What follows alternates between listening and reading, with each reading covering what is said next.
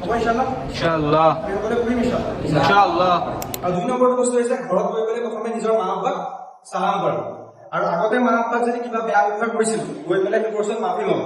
next time ইয়াৰ পৰা গৈ পেলাই যে মা বাপাৰ লগত বেয়া ব্যৱহাৰ নকৰো কিন্তু আপোনালোকে কি কৈছে সেই মানুহজন বৰবাদ হৈ যাব যিজন মানুহে নিজৰ মা বাপাক বৃদ্ধ অৱস্থাত পালে আৰু খেদমত কৰি পেলাই জান্নাত আৰম্ভ কৰিব নোৱাৰিব আৰু তিৰমিজিত আহিছে আল্লাহ নবী 3টা চিৰিত উঠিলে 3টা চিৰি প্ৰথম চিৰিটো উঠাৰ পিছত ক'লে যে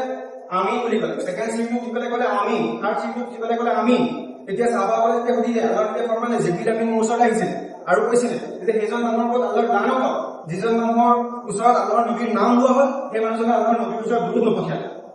আল্লাহ নবীয়ে ক'লে আমিন একেটা আল্লাহৰ নবীৰ যেতিয়া নাম আহে আমি কি ক'ম সাল্লাল্লাহু আলাইহি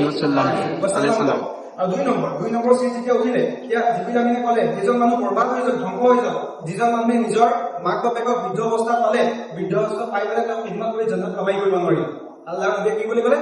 আমিন বুলি ক'লে বুজি পাইছা মা বাপাৰ খিদমতটো বহুত ওপৰত হয় মা বাপাই যি দোৱা কৰে সন্তানৰ কাৰণে সন্তানে যি দোৱা কৰে মা বাপাৰ কাৰণে সকলোটো আল্লাহ তাআলাই কবুল কৰিলে সেইকাৰণে আল্লাহৰ ওচৰত দোৱা কৰিব লাগে যে আল্লাহ আমাক সহি ৰাস্তা যিটো ইহদিনাস সিৰাতাল মুস্তাকিম বুলি কৈছে সিধা ৰাস্তাত যাতে আমাক আল্লাহ তাআলা চলে কাৰণ মাৰ্কেটত বহুত ৰাস্তা আছে বেয়া পথত পৰিচালনা হ'বলৈ কিন্তু হক ৰাস্তা এটাই আছে আমি হক ৰাস্তাত চলিব লাগে আমি সদায় হক ৰাস্তাত চলিব লাগে যদি হক ৰাস্তাত নচলো তেন্তে আমি বৰবাদ হৈ যাম দুনিয়াও বৰবাদ আখিৰাতো বৰবাদ দুনিয়াও বৰবাদ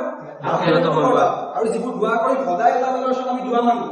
দোৱা লগা এৰি দিব নালাগে বহুত মানুহে নামাজ পঢ়ে দোৱা নকৰে বুজি পাইছা নে নামাজ পঢ়ে দোৱা নকৰে যি লাগে আল্লাহৰ ওচৰত দোৱা কৰিম বুজি পাইছা এইটো একিনৰ হৈ কৰিম যাতে আল্লাহ তাআলা দিয়ে কাৰণ আল্লাহ নবীয়ে ফৰমাইছে যে বান্দাই যি দোৱা কৰে আল্লাহ তাআলা কবুল কৰে কিন্তু তিনটা চকলত কৰে এটা চকল হৈছে যে যি বিচাৰিছে আল্লাহ তাআলা তাক দি দিয়ে 2 নম্বৰ চকল হৈছে তাক দোৱাটোৰ কাৰণে আকস্মিক কিবা বিপদ আহিব লগা আছে বিপদটো আঁতৰাই দিয়ে 3 নম্বৰটো হৈছে 3 নম্বৰটো কি হয় যে তাক সেই দোৱাটো ষ্ট'ৰ কৰি ৰাখে আখিৰাতৰ কাৰণে যে আখিৰাতত তাক ডাঙৰ মকাম দিব